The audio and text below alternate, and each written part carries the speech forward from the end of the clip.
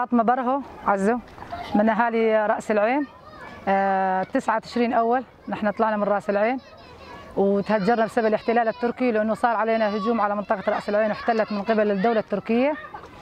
ومن هذا الوقت نحن نزحنا على المخيمات. بالأول ما نزحنا على المخيم فورا، نزحنا يعني بين القرى وبين المناطق الغربية، حتى رحنا غرب ورجعنا، يعني تمينا لل 2019 حتى فتنا على المخيم.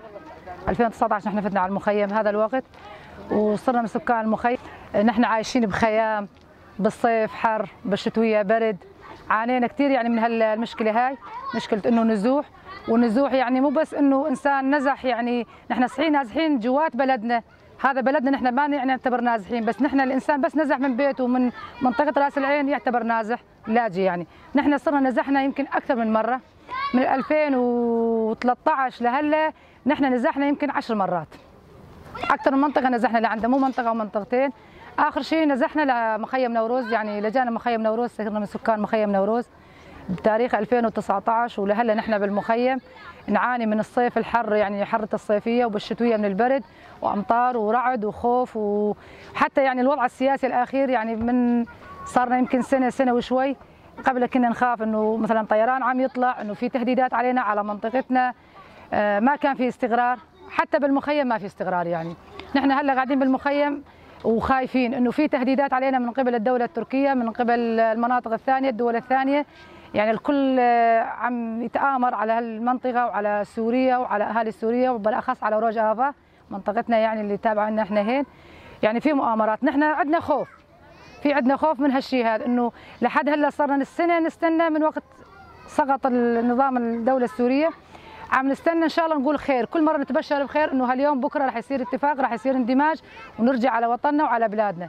لحد هلا ما صار شيء، ونحن نتمنى من جميع الدول الضامنه والكافله، جميع الدول كلياتها، انه يحطوا ايدهم بايدنا وانه يطلعوا علينا بالعين، يعني انه رأفة قلوبهم، انه مثلا يرجعونا لبلادنا، يرجعونا راس العين، يرجعون تل ابيض، يرجعون عفرين، المناطق كلها، بالاهم راس العين. يعني اغلب مخيم نوروز اغلب النازحين هن اهالي راس العين، الاغلبيه راس العين، والكل يطالب بالرجعه. بدنا نرجع على بيوتنا، بدنا راس العين تكون حره، بدنا راس العين تكون امنه، بدنا شعب يعني كله يكون شعب واحد، ما في تفرقه بين كردي، عربي، سني، مسيحي، ارملي، ما في تفرقه. اول شيء نحن كنا شعب واحد، بدنا نصير شعب واحد، وبدنا ان شاء الله يكون اندماج ونكون مع بعض ايد وحده، وان شاء الله شعب واحد ونحب بعض ونحترم بعض، وان شاء الله نعيش كلنا بمحبه وسلام بهالبلد.